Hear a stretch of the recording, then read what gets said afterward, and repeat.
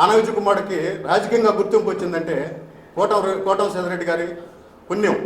2017లో ఈ ఎమ్మెల్సీగా అవకాశం వచ్చినప్పుడు ఆ రోజు 200 పైచీలకు తెలుగుదేశం పార్టీకి మెజార్టీ ఉండేది. జెడ్పీటీసీలు కానీ, ఎంపీటీసీలు కానీ, కార్పొరేటర్లు కానీ, కౌన్సిలర్లు కానీ 200 పైచీలకు మెజార్టీ ఉండేది. అయినా కూడా శ్రీధరన్న ప్రోద్బలంతో ఆ రోజు ముఖ్యమంత్రి అధ్యక్షుడు, వైఎస్ఆర్ కాంగ్రెస్ అధ్యక్షుడు జగన్మోహన్ రెడ్డి ఆదేశాలతో ఆ రోజు ఎమ్మెల్సీగా నిలబడడం జరిగింది. ఆ ఎమ్మెల్సీ ఎలక్షన్లో శ్రీధరన్న జిల్లా మొత్తం ఉండే జెడ్పీటీసీలతో, ఎంపీటీసీలతో, కార్పొరేటర్లతో, కౌన్సిలర్లతో మాట్లాడి శ్రీధరన్న మన విజయన్న గెలుపు కోసం ఎట్టైనా గెలిపించాలని తాపత్రయపడి మమ్మల్ని ప్రతిరోజు ఇప్పుడు విజయ్ కుమార్ దగ్గర ఉన్న సౌత్మూరు ప్రభాకర్ రెడ్డితో నాతో నిత్యం మాట్లాడేవాడు.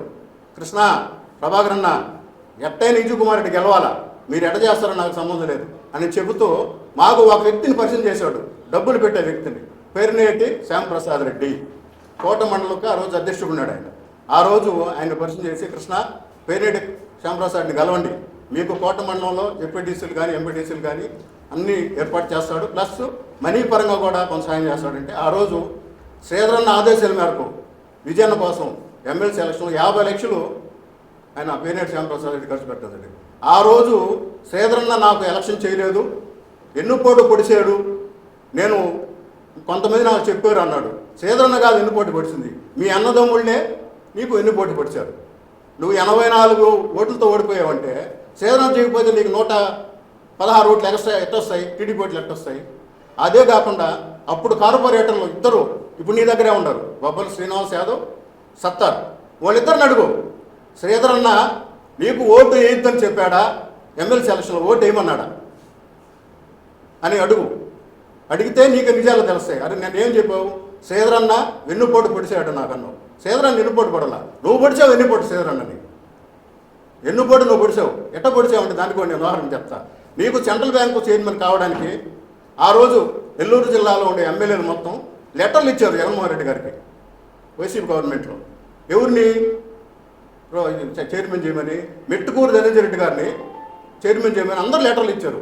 ఆ రోజు జగన్మోహన్ రెడ్డితో మాట్లాడే ధైర్యం, సత్తా ఏ ఎమ్మెల్యే కానీ ఏ మంత్రి కానీ లేదు. ఆ రోజు శ్రీధరన్న మాతో మాట్లాడి, కృష్ణ ఈ విధంగా చేస్తున్నాం, ఎట్టయినా విజయనని సెంట్రల్ బ్యాంక్ చైర్మన్ చేయాలని జగన్మోహన్ రెడ్డి దగ్గర పోయి, అన్న మన కోసం ప్రతిపక్ష పార్టీలోకి ఆన విజయ్ కుమార్ రెడ్డి వాళ్ళ అన్నలు కాదని టీడీపీలోకి పోకుండా వైసీపీ గవర్నమెంట్లో వైసీపీ పార్టీలోకి వచ్చాడన్న ప్రతిపక్షంలోకి. మనం కానీ ఈరోజు central bank chairman Vijay Kumar గారికి ఇస్తే జిల్లాలో మనకు మంచి పేరు వస్తుందనంటే ఆ రోజు శ్రీధరన్న పుణ్యంతో నువ్వు సెంట్రల్ బ్యాంక్ చైర్మన్ అయ్యావు. దాని వెనక ఎంత ప్రయత్నం చేశాడో శ్రీధరన్న మాకు తెలుసు. ఉండే నలుగురు, నువ్వు చెప్పావు కదా 4 పేర్లు, ఆ నలుగురికి తెలుసు శ్రీధరన్న సెంట్రల్ బ్యాంక్ చైర్మన్ కావడానికి ఎంత సాయం చేశాడనేది మా నలుగురికి తెలుసు. అయినా నువ్వేం చెప్పావు, నీ దగ్గర మీటింగ్ పెట్టి 100,000 మంది కార్యకర్తల మధ్యలో నా అన్నోళ్ళు కూడా 30 సంవత్సరాల రాజకీయ చరిత్రలో నాకు ఏ పదవి ఇప్పించలేదు. ఈరోజు శ్రీధర్రెడ్డి పుణ్యాన నేను సెంట్రల్ బ్యాంక్ చైర్మన్ అయ్యానని చింతాడిపాళ్యంలో అంబేద్కర్ బొమ్మ సాక్షిగా మీటింగ్ పెట్టి 100,000 మంది కార్యకర్తల సంస్థలో చెప్పాను. అది నిజం కాదా? అది అయిపోయిన తర్వాత అరుణక్కకి జెడ్పీటీసీ అవకాశం వచ్చినప్పుడు శ్రీధరన్న ఒకటే బాధపడ్డాడు, అయ్యా సౌత్ మోపూర్లో ఓటు చేర్చేటప్పుడు నాకు ఒక మాట చెప్తే తప్పేంది అని తప్పక ఆ రోజు ఎంత కష్టపడింది చైర్మన్ చేయడానికి, ఏకగ్రహం చేయడానికి ఎంత కష్టపడింది నాకు తెలుసు, చక్రికి తెలుసు, జయరాముడికి తెలుసు. ఏకగ్రహం చేయడానికి ఇక్కడ సౌత్ మోపూర్ కానీ, కందమూరులో కానీ పోటీ చేసిన వాళ్ళు ఉంటే, పుట్టూరు కానీ, అంతెందుకు టీడీపీ పార్టీ తరఫున పెనుబర్తికి చెందిన చిరమన శ్రీనివాసరెడ్డి అని అతను పోటీ చేసేవాడు, మిసెస్ పోటీ చేయించాడు.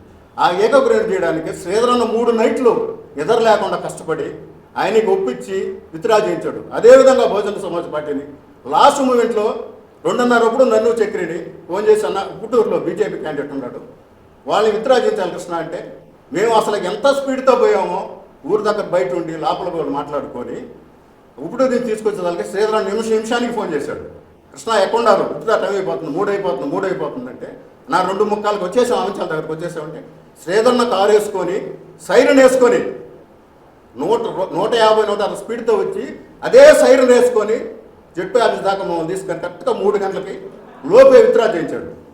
ఆయన ఆ రోజు జెడ్పీటీసీని ఏకగ్రం చేయకపోతే అరుణాకి ఈ రోజు జెడ్పీ చెప్పినాను వద్దా? మేము చేసేది ఏంది? మేము ఎంతవరకు చేయగలుగుతామే?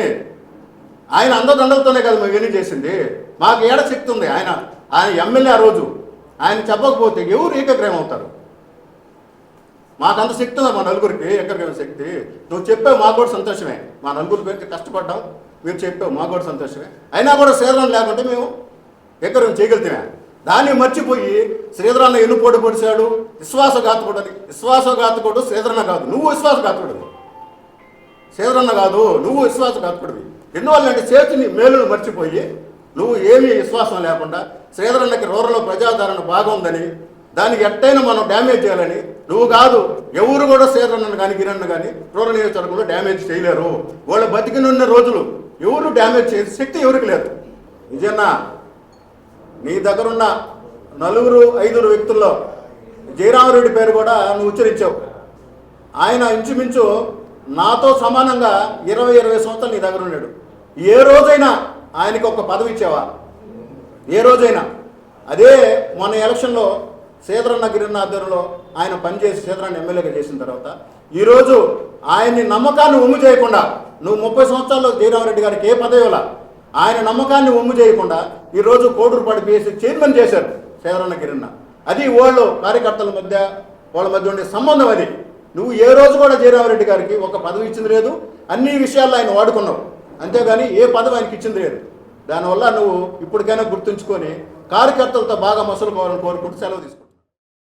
SBT speciality and orthopaedic hospital doctor Sheikh Nawaz Sharif గారిచే అరిగిన కీళ్లకు, కీళ్ల మార్పిడి, క్రీడల్లో గాయాలకు చికిత్స, వెన్నెముక సమస్యలకు చికిత్స, విరిగిన ఎముకలకు పిండికట్టు మరియు అత్యాధునిక పరికరములతో చికిత్స. ఎన్టీఆర్ ఆరోగ్యశ్రీతో ఉచిత ఆపరేషన్లు చేయబడును. Doctor T Madhulekha general medicine మరియు డాక్టర్ లక్ష్మీ ప్రసన్నారెడ్డి పీడియాట్రిక్ సేవలు అందుబాటులో కలవు. SBT speciality and orthopaedic hospital, Sriharinagar, opposite TDP office, mini bypass road, Nellore.